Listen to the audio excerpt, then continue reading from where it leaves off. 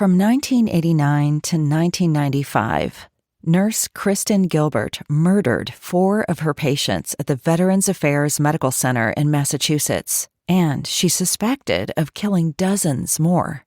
On Mind of a Monster, a podcast from ID, criminal psychologist Dr. Michelle Ward dives into Kristen Gilbert's twisted mind to try and find out why she killed her patients and how she was able to do it in front of her colleagues. She speaks with detectives, journalists, nurses, and victims' families to unpack Gilbert's life and crimes on Ward C.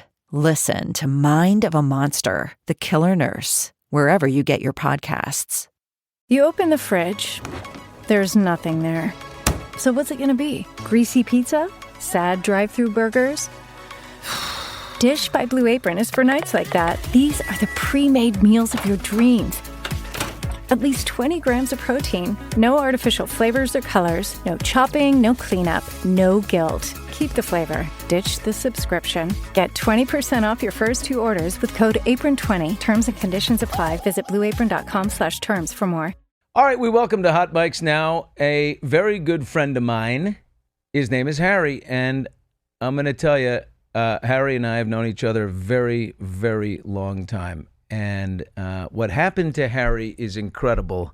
It's the most devastating love story you could imagine. It has everything to do with catfishing and scamming, and in the worst possible way. It took him a long time to come to terms with it. It took him even longer time to fall in love with the woman in question. What he's done can be found online. It's called the Rachel Cancer Scam.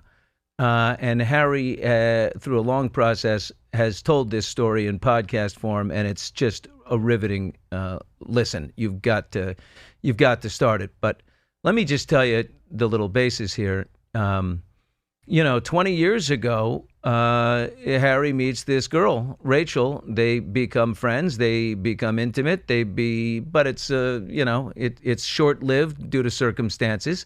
But maybe you've had this experience in your life. Intermittently over time, people single, they reconnect, never really lost touch, always kind of felt a special kindred spirit, a love, frankly. And then you hit middle age, and it's like, I'm 50 now, I'm in my 50s. What am I doing? You know what? I'm going to call Rachel. And all of a sudden, Harry reconnects with Rachel, and they begin to fall in love. What happens after that is unbelievable. If a movie is made of this kind of thing, this doesn't come out of anyone's head. No one's sick enough to come up with this in their head. It has to be something encountered. It has to have happened, and then you have to have the courage to put it to paper. I welcome Harry. Right now, he's here, one of my great friends. All right. Harry, essentially, let's give the bullet points up front. Let's give a headline up front that the woman you've known forever, that you've loved forever, basically takes you down a rabbit hole of lies that goes from I have cancer, where you get engaged, you give a ring, you find out after engagement and love and all this beautiful future ahead of, wait, we're going to have a baby. You haven't had a baby in your life. Such a great father and person, like a second father to my kids. Like, they love Harry. He's so good with my children. This guy should have been a father all along. And you see an ultrasound that says we're having this child, take a look at our baby, and then, oh no, I've got cancer, and oh no, one thing after another. And all of a sudden, it just blows up, and you find out the whole thing was a lie. Where do we begin? I used to be able to tell this story in 90 seconds. Right? When you and I first talked about Rachel in my life, I told you the story in 90 seconds. Yeah. What happened after knowing her for 21 years was I realized that her entire life, the entire time, was a lie. Literally from the time I met her in 2001. Most scammers, most cons happen very quickly. The con person, the con man, con woman enters your life, and then they're gone like a thief in the night. With Rachel, she was in my life for 20 plus years. When we finally decided to connect, as you talked about, we went to Santa Barbara to spend a couple of nights there. I really began to think, as you said, I'm 55 years old. I don't think I've ever really been in love. And I've always loved her. There's always something charming and captivating about her. You've met her. She was in your home. You brought her to my house. Yeah. We sat in the backyard with my girlfriend, Allie, and Rachel, and you, and me, and we talked about everything. She was a lawyer. She told me she was a lawyer. She'd come into this money. You were like, we're looking at properties and all these different things together. She's got millions of dollars, and this is, it just so happens. It's not why I love her in any way. I've loved her when she had nothing, and I've loved her for 20 years. And she's there in my backyard, and I think, oh my God, Harry has found the incredible love. This is amazing. The reality is that there was a giant red flag that happened 2 nights before that. On October 7th, 2021, she wrote to me and said, Harry, I don't think I can do this with you anymore. I'm looking to love and be loved. I'm trying to figure out what I'm capable of. She said, I'll go to Billy Bush's house with you. I'll come for the birthday weekend for a celebration, but I don't think we can do this anymore. I need to see what's next for me. And as soon as she said that, it was my hold my beer moment. I said, you know what, Rachel, if you're really looking for that, I've always loved you. There's always been something about you. Give me a shot. If you're posting a job, here's my application for that job. That was on the 7th of October 2021. By the 17th of December, I was talking to her about marriage. And within 2 days of that, she said, Harry, I'm pregnant, and I think my cancer has returned. Literally the next day, she went to the hospital, got an ultrasound done, and said, number one, would you like to see a picture of your baby from today? And number two, I do have cancer. That's about as succinctly as I can bring you up to speed. And this is the Harry that I have known my whole life. He says, no, I don't get this news that you have cancer and now want to bail on the whole situation. I wanted to marry you. I love you. We have a baby coming. I'm digging in all the way. I'm going to stand by you the whole way. We're going to do this together. And this is an exit point for her. There's several exit ramps along the way. She goes even further. Okay. She said, okay. That night when she said, I do have cancer, I'm so sorry I brought you I brought you into this. And I said, Rachel, we're in this together. It was 2 days after we discussed being married. I said, I'm going to leave tonight. I'm going to be in a Atascadero where you live, and I am going to stay by your side through the cancer. And she said, well, why don't you not come tomorrow? Why don't you come on Tuesday? I'm very private. I don't want you to come to the doctor with me. Come on Tuesday. Yeah.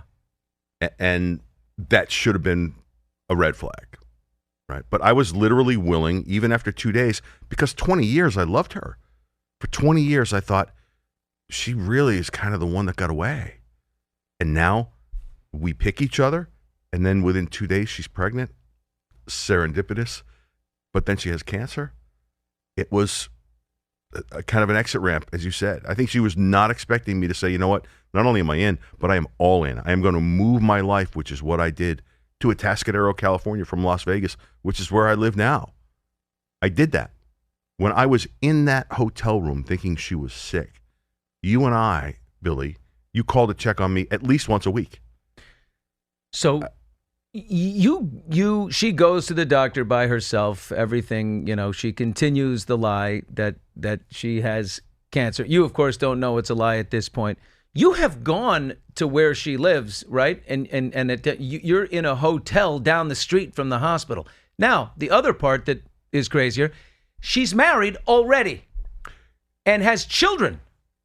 She has grown children, and her house. You're looking at a crazy triangle. Her house where she lives with the family is in one part of town. The hospital's in another part of town, and you're sitting in a hotel room in a third part of town.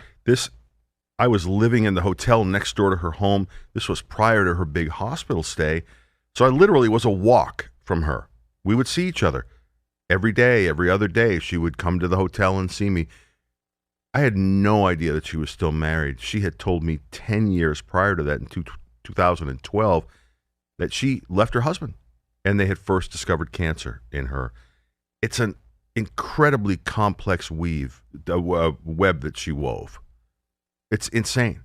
She didn't enter the hospital technically until June of 2022. She told me she was taken by ambulance. And at that point, they began intensive chemo with doxorubicin. They call it the Red Devil. And then her immune system failed. And then it went from a regular hospital stay for someone with cancer to what they call protective isolation. And I couldn't see her. It was 500. She's telling you can't see me because I'm in isolation, and I can't. She's the whole time. She's right there in her home, and she's going to her job, right? She works for an airline. And she's flying around the world because she gets airline benefits, which is insane to me. I literally became a shut-in. Think about what COVID did to us. I learned how to be a virtual caregiver. I sat home. She texted me. I'd record a video. She would send me another text. I'd play some guitar. I did whatever I could do. You tried to pick up her spirits with cancer, this terrible cancer, you got Scotty McCreery, you asked me, you asked Tucker Carlson. Yeah. Tucker Carlson recorded a message, saying, "Hey, Rachel, I hope you get better." You're sending her all these things to try and lift her spirits because she's in a terrible, cancer isolation ward and fighting these things. And the whole time she's going to work.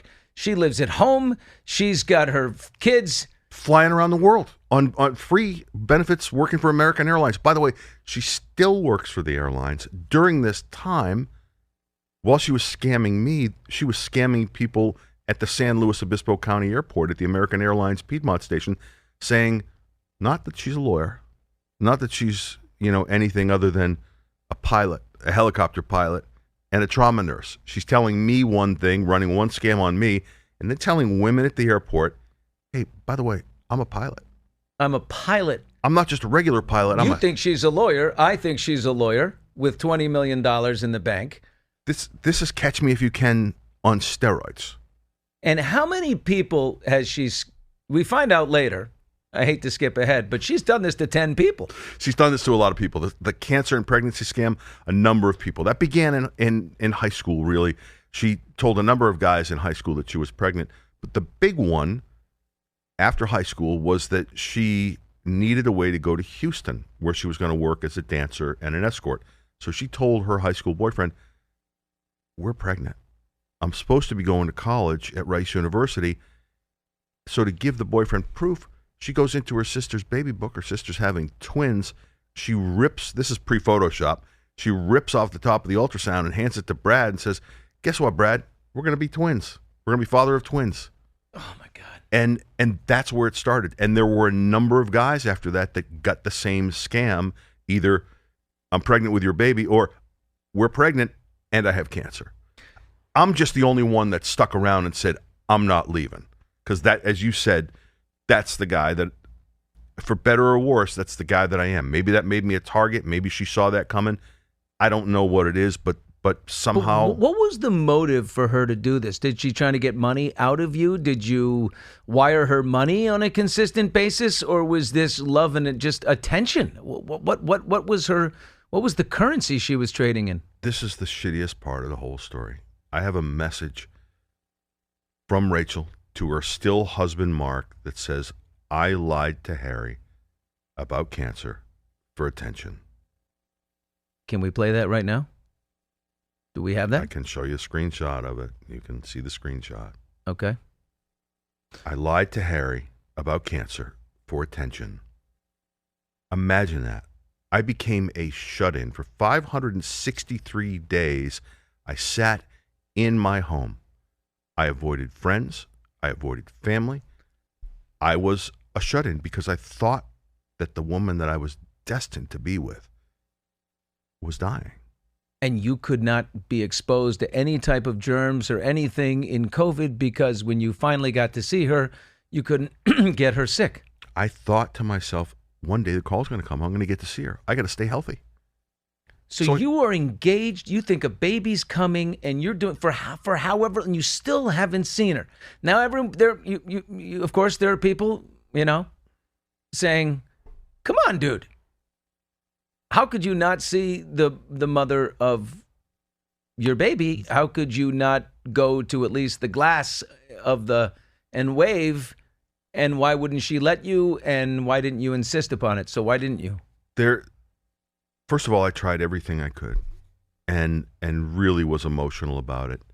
And there were no glass windows, according to her. It was just she was in protective isolation in a hospital room. I did try everything. She thought of everything. I mean, she thought of every talk track she tried, and there were red flags. And there was a red flag when I first took what I had been writing for Rachel, which were a whole group of stories called Harry Loves Rachel. While she was in the hospital, I wrote her 80 love stories, which I never shared with you. I never told you. I'll never release them.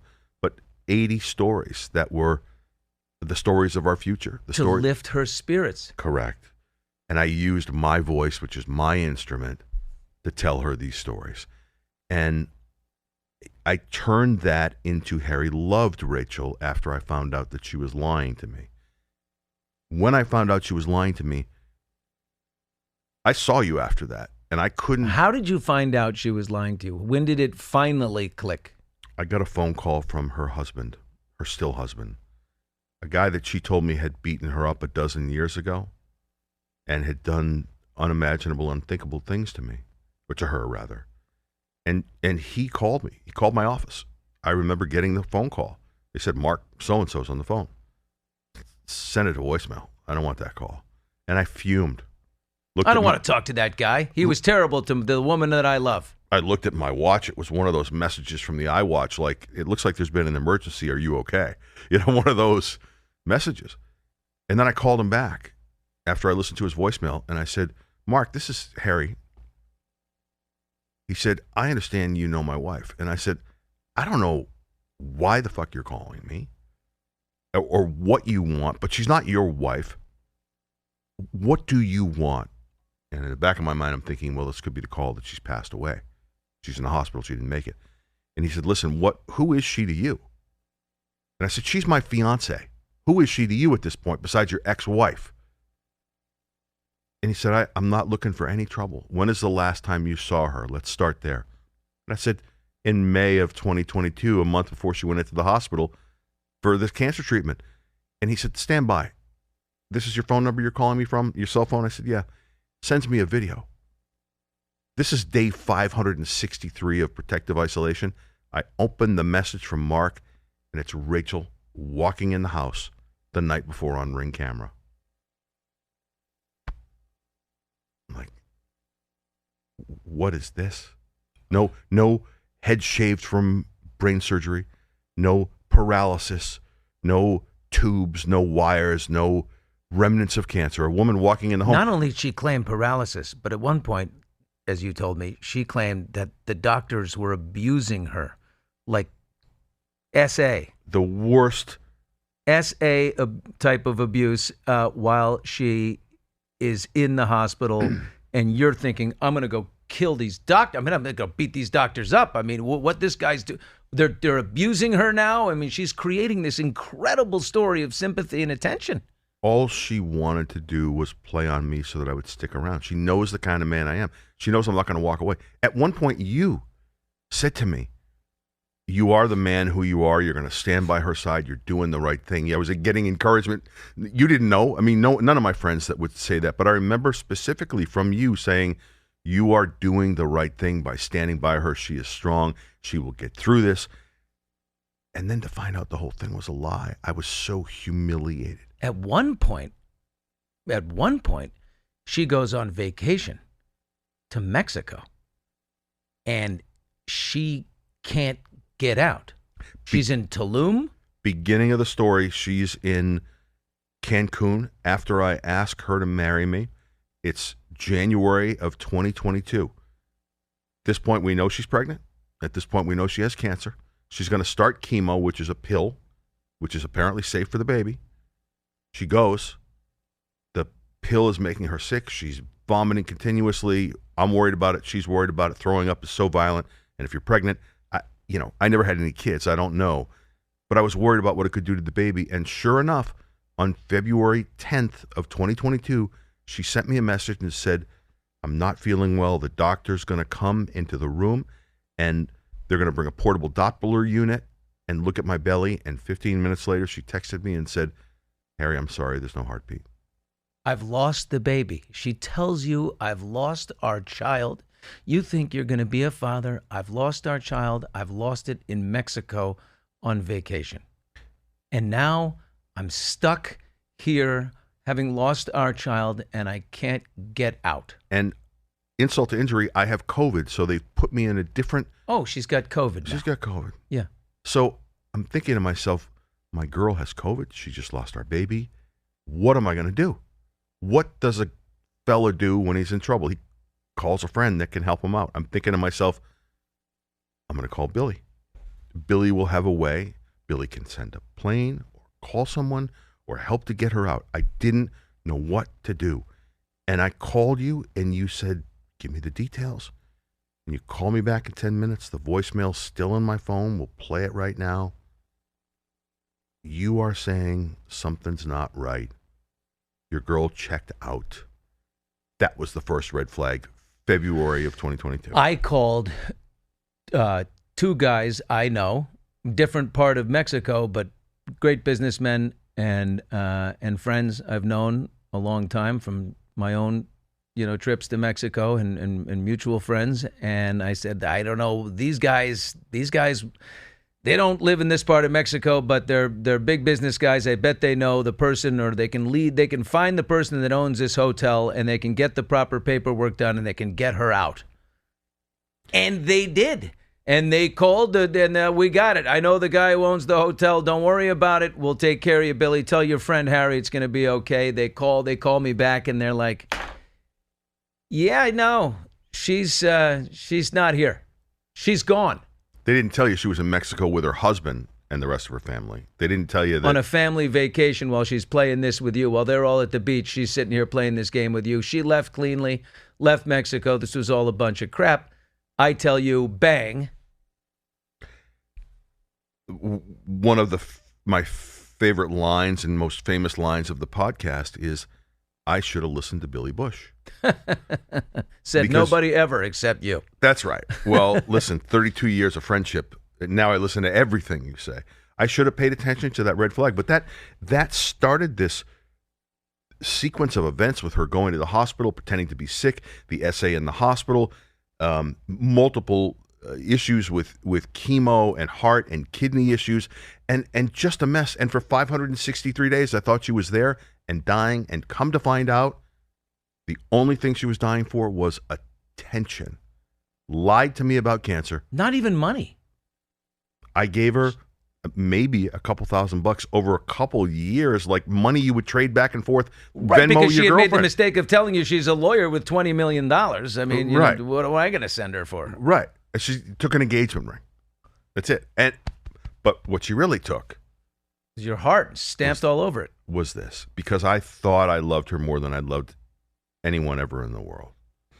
And that's what this scam was about. It was a love scam. It wasn't for legal tender. It wasn't for property. It wasn't for anything else other than attention. But it robbed me of what was in here. But a functioning in her real life, a basically functioning mother with a husband, who knows, they have their problems like everyone else. But I mean, was the husband, when he called you and put the pieces together for you because he had found out, I mean, at that point, was he like as shocked as you, or was he like, you're number 4. This has happened. I've made this call before, Harry. You're just the latest. Yeah, no, it definitely wasn't, in his mind, I wasn't number 4. This was a new scam to him. He knew that she had been out of the marriage. previously. So in a way, I wasn't new, but for the scam to have gone on the way it was with me, I was brand new to him. And the entire thing was brand new to their family. And what's happened since all of that happened is I realized that Rachel wasn't just a thief of hearts. Rachel, as an example, ran for political office in Santa Clarita in 2006. She lost the election but didn't lose her way to the bank. She embezzled a bunch of campaign funds. State of California is still owed money. They never sued her for it. In 2012, she went to another organization in California in SLO called Cap SLO. She got benefits under the guise that she was a single mom and took $27,000 worth of money for them. They accused her of fraud. They never sued her. That money's never been paid back. To this day, she owes them about $90,000. And then she got an EBT card at one point in 2023 while she was doing the cancer scan with me. And, I've turned her in on all these things in addition to this fake pilot's license that she's showing off at the airport and a fake nursing license. She's just, she literally is catch me if you can in a way. We're going to take a quick commercial break. I want to encourage you to follow our social media. I'd recommend you follow Instagram. In the show notes, you'll find a link to all of them. There's a lot more information and backup for what I'm discussing. Much of the evidence that I reference in these episodes here, you'll find there. You'll see screenshots, additional commentary in the way of videos. I also want to encourage you to comment and send along a DM if you've got questions. I answer everything that comes my way. Also, please take a moment to rate the podcast here. Leave a review if you're so inclined. Thanks for following. And this episode will continue after this message. But you didn't, when you found out, you didn't turn around all of a sudden in rage and say, okay, that's it. I'm going to go make a podcast and tell this story. You were locked in shame, loss, sadness for how long? 6 months before this? For 6 months. You and I saw each other after this happened, after this blew up. Hey, how's Rachel? Is everything going okay? You couldn't even tell me. I said, I don't want to talk about it. She's sick. She doesn't remember who I am. She's had this sick, brain all surgery. right. And I couldn't look at you and talk to you about it because of the humiliation. You had helped. You had helped me with the hotel while I stayed in Atascadero because I lived there for months. You helped me emotionally, as you have with you and I have been by each other's side through a lot of things in each other's lives, right? It's a mutually beneficial friendship for a reason. 30 years. Yeah. And I loved you for that, but I couldn't tell you. I couldn't tell you that she did what she did to me. And then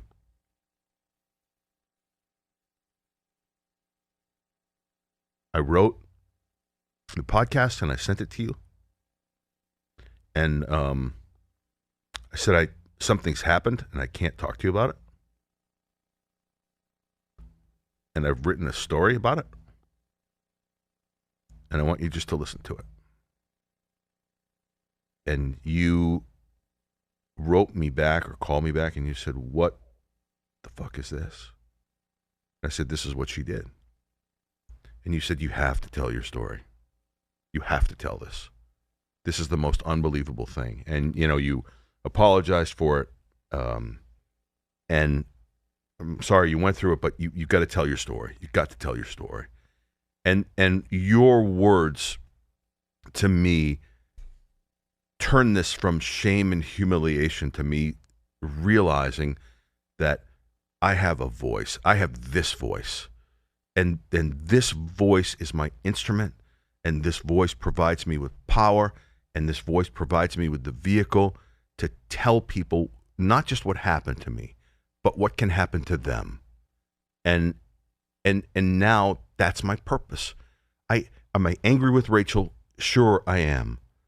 But I'm not here to just, as a scorned lover, I'm here to as a cautionary tale, to share a cautionary tale. I didn't come on your show to fucking cry either. You did, though. you told this story. You're a brilliant. What you didn't realize is, where Harry and I know each other from is from my very first job out of college. I worked at a radio station called Oldies 105 WLKZ in Laconia, New Hampshire. I guess the tower was in Wolfboro, New Hampshire, but the Lake Winnipesaukee region of New Hampshire. I was just a kid, coming out of college, and Harry was a bigger deal working for the corporate group that owned the station. And so he was coming up to oversee the station, see what's going on. He met me. I was like, hey, you want to go get a little bite to eat or have a...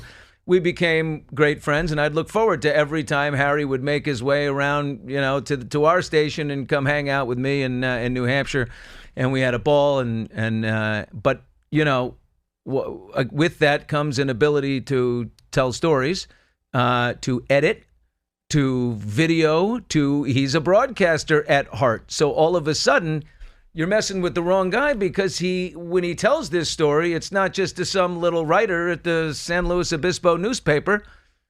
I've got the ability to put this together in an actual incredible story. It's got almost 1 million downloads already. We're at 1 million. News flash. Today, we hit 1 million downloads. Hit 1 million downloads. It's called The Rachel Cancer Scam, and it's a riveting tale, and people have. Now there's a reality television company that's talking about different things. There's things happening. That's not what's important. That was never the goal. The goal was to tell the story, and the way you've told it is unbelievable. I remember we went back and forth all the time on. All right, well, wait a minute. We'll do. How to do it, although. You're as brilliant as it gets when it comes to this, and it's out there, and it's got it's people are watching and downloading this, and I'm telling you right now to our audience here, check out The Rachel Cancer Scam. We're right here on YouTube. You can follow us the same way you're following Hot Mics. I owe you a debt of gratitude, just for the friendship, but you allowed me to put your name on it. You have been an advisor of this podcast. This was the little podcast, and continues to be, because I'm not done telling my story. This is the little podcast that could, and to be able to have the courage and the voice and the support of you and your army. Right? It's not just you. There are people in your life. Your lawyer Bob Lang. There are other people that have helped me and advised me in this. And I'm just beyond grateful to be able to tell my story. I was in a very dark place multiple times. You and I have not discussed this. I didn't come to you, and I don't know if I can get through talking about it. But there were times I was thinking, there were 3 separate occasions when I thought about unaliving myself. And I've heard people talk about it and how they get to a dark place. I know, because I was with you when you went through the stuff on the bus, how dark it was for you, and I never understood it. Yeah. I remember reaching out for you when that happened and not being able to get to you. 3 months, 4 months, nothing, no word back from you. And I remember talking to you afterwards, and you saying I was just in a dark place. I was in a bad place. And I'm like, I love you. Oh, yeah. Like, I want to hear your voice. I want to talk to you. I would leave you these messages. And when I was going through this with Rachel, I all of a sudden realized what you may have been feeling, because it was dark. It was sunny in Las Vegas and 75 degrees, but it was dark. Dark. Man. I was in a dark spot, and I could very well not be here. All for what? Because she wanted to fake cancer and pregnancy for attention. I have to ask the questions that probably people are thinking right now, and that is she still like in this marriage with this guy, and is he still like potentially calling other people? Is she still going along while this happens? I mean, you don't use her last name, and I think you shouldn't. That's, enough is out there. Sure. I think the one thing that's interesting, I alluded to this a few minutes ago, is that my cancer part of the story in the podcast is just one piece of the story. The other piece of it is that what I've uncovered is these other men, a lot of other men. And as I continue to dig, I find more information. This man, Mark, is a man she's still married to. Wow. As we sit here today... Well, he's a loyal husband. Jesus. Well, he wants to be divorced. She's now living with another man. Oh. It's an ugly divorce. Another guy she's actually living with him, and does he know of all this? Have you spoken to him? When her husband, Mark, reached out to me, he asked me if I knew this man, Russ, so-and-so. I said, I don't know who that is. And he said, this is the man Rachel's been seeing. So, by the way, back to the phone call for a minute, when he called me and he showed me that videotape, by the way, just for you guys in the control room, I have videotape of her walking through the door with that I alluded to, so you can cut into that. What I did was I hopped off the phone and I texted her and I said, Rachel, do you know Russ so-and-so? She said, no, I don't know who that is. I said, do you know Russ so-and-so? Nope. I said, Rachel, I just had a phone call with Mark, your husband, Mark. And she said, he's been coming around a lot, starting trouble. I said, coming around where? Coming around the hospital? Coming around ICU? Coming around where? And I began to be sarcastic. The Harry that you and I spend time around the fireplace with. I'm like, okay. The big guy who rides a Harley right through the middle of Vegas. The outwardly... Yeah, right. So tattoos. I said, so you're not paralyzed. You're not in the hospital.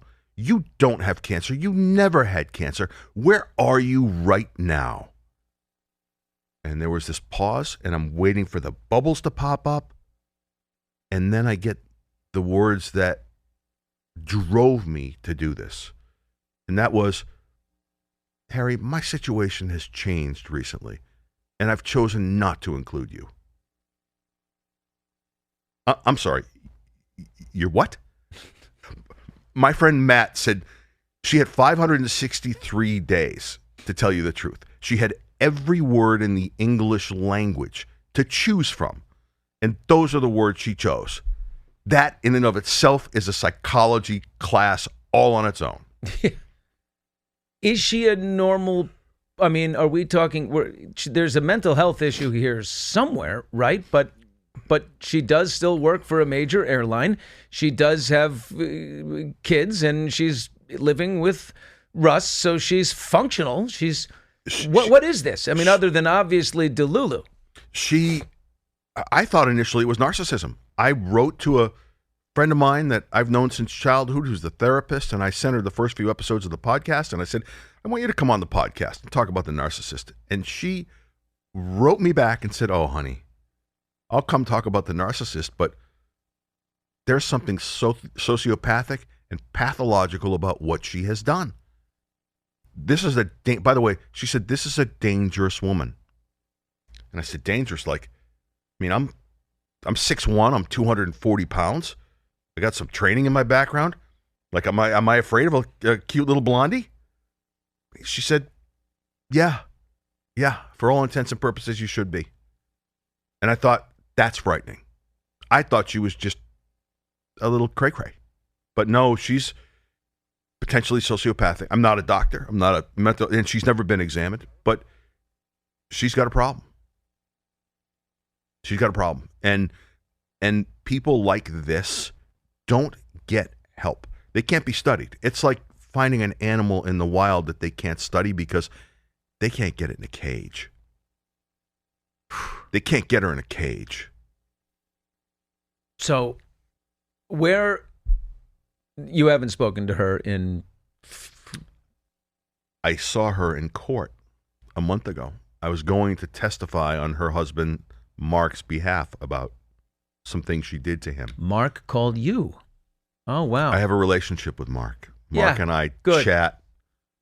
You know, to me, the guy I really wanted to I wanted to stop 13 years ago has now become a friend. Yeah. And now I'm... Misery loves company or needs company. But he had you in court to testify in his dissolving of the marriage with her. This judge must have been like, what in God's name? I mean, how did she get anything? She didn't. Poor Mark got arrested based on evidence she fabricated a year and a half ago. He's had an ankle bracelet on his for being left ankle because she didn't want to be found out. The last episode of the podcast, unless she goes to jail, is a recording that he made with Rachel one night where he questions her on everything. And at one point she boo-hoos and says, Mark, just take the girls. They're better off without you. And they're better off without me. I'm sorry. Take the girls. Just take the girls. They're better off without me. And Mark thinks that's crazy. They want you. We can rebuild this family, even after knowing about what she did to me. God. So this guy stands by her side. So what happens after that, off tape, is he said, you know what? I can't do this anymore. I'm done. On that tape, she says the girls cannot ever find out what I've done. Ever. But at least she's acknowledging to him at this point, I've done all this. She's acknowledged that she's done this. The problem is that she went after he said, I can't do this anymore, and she began the process of fabricating evidence, including sending herself threatening text messages, and this is where it became a true crime story. I've uncovered police reports. I've uncovered messages that she's alleged to have been sent by Mark. This story goes from a simple scam heartbreak story for me to she had her husband arrested and he's facing prison time. Today, as I sit here with you, there's a hearing tomorrow. He may end up on trial going to prison, not jail, not a couple nights in the pokey, prison. It's an ugly story that has huge tentacles, and it's all here. I've laid it. It's so much, but it's here. It's on YouTube. I've laid the story out. People can just look for the Rachel Cancer scam. Dateline doesn't have anyone anymore as good as this. I mean, this is like, I always say, I say to you, you're like the John Walsh. You know, John Walsh had to go through it before he could be the host of America's Most Wanted. But I mean, this story, the way you've laid it out in the Rachel Cancer scam it's riveting storytelling. It's phenomenally, the way everyone's cut their expenses these days, you do it all. You know how to shoot, you know how to film, you know how to write, you know how to tell stories. And this one happened to you could never have told this story as well as this one because it had to be this brutal. I couldn't have written it. And when I first sent it to you, after I went to you basically with my tail between my legs, I said, Billy, you got to just listen to it. I can't answer any questions right now. I can't talk about it. Just listen to the story. And this was funny, and this is why one of the reasons I love you. You, after a day or two, you wrote me back and said, listen, I want you to re-record it. And I don't want you to be Keith Morrison. Yeah. I want you to be you. Yeah. We don't need Keith Morrison. We need Harry to tell a story. And I love you for that because your honesty and again, this is... Well, I think you have a great broadcaster's instinct, but I'm like, Harry, no, this isn't someone else's story. Yeah. This is your story. The story. And you've got to let yourself feel everything that has happened to you so you can then tell the story from the right place and the right perspective. But the natural instinct for someone who's been through something as humiliating as this and heartbreaking and brutal, emotionally violent, is to try and separate yourself from it as best you can and tell it from an observant point of view. But it's you. Being Keith Morrison was easier for me because I'm a crime TV nut. Yeah. I spend my time watching true crime. And it's just, this is just like what you would see on Dateline 2020 where the victim says, I watch these shows all the time. I never thought it would be me. Yeah. And now it's me. And I'm telling it in my own voice. And I think that's one of the reasons it resonates with people is that all these true crime, all these Wondery shows and these wonderful podcasts are out there. I don't know of anyone else that's telling their own story, and I'm grateful to be able to do it. I'm glad I'm still alive to be able to do it. Amazingly, this has been the most, not to, sorry to equate to Taylor Swift, but every album she writes is from, from the heartbreak of the whatever relationship was or whatever. I mean, this is as cathartic an experience as could possibly happen. You've never been healthier. You dropped 40 pounds. You're lean, you're sharp, you're the best version of you is coming through this. You had to do this process in order to get there. In my own little way, which is nowhere near as, I had to live through something that was brutal for me, and now the name of my damn show is Hot Mics. It was a hot mic that took my voice away, and now it's one that gives me my authentic one, finally. You were a lightning rod for a minute, and may to some people still be that. But you are telling your truth and your perspective on what's going on in our society. I love that. I find it incredibly refreshing. You and I talked this morning about, Britney Spears. We talk about a story, and the conversation that you and I have does not differ from what you do here. And I respect that, because most journalists are going to sanitize. They're not going to tell the truth. If you're feeling it, you tell it. Right. And I'm telling my story based in part because of your influence on me, because I watch you do what you do. I have the ability to tell this story because of you. Because of you, I'm doing this. And after this, you're going to tell other stories. This is about finding your voice. This is about getting through your intense pain, shame, all of that you have to go through. Once you get out of that, now you will tell other stories. After this, you will continue what is amazing investigative abilities and to shed light on, other people's scam. It's unfathomable to me to think about the amount of contact I've had from people who have had similar stories to what I've gone through with Rachel. I'm not alone. I am not alone. And I feel that every single day from people on social. The amount of contact I get from men and women, the one thing I want to say, and I want to say it to men, because true crime is a woman's marketplace. Yeah. Men. There are as many of you as there are women that have been through this kind of thing. There is shame and humiliation involved in saying, I'm hurt. You could take all the self-defense you want. You could put on all the pads and the catcher's mask and the hockey gear. The one thing we can't protect is what's in here. Yeah. Mine was destroyed, Billy. Destroyed. Yeah. Oh, I know. And I'm encourage men to tell their stories. Well, I mean, go find it. YouTube. Listen, the Rachel cancer scam. I know you don't do this. It's on YouTube, but I'm coming over there to hug you. Uh-oh. I love you. Oh, God, So, he's big. I'm coming over. He lost 40 pounds, but he's still big. Oh, Lord. Oh, God. Oh, God, here it comes. I love this man. Now I'm going to put him to sleep. Say Oh, you goodnight, can't. Billy. It's No, don't over. hurt me. Don't hurt me like you usually do. It's, as my mother would say, it's time to say goodbye and thank you. Thank you very much. Rachel Cancer Scam. Listen to it on YouTube. Follow Harry and on to the next afterwards. I love you, buddy. Oh, I love you. And that is it for Hot Mics today. Bye-bye.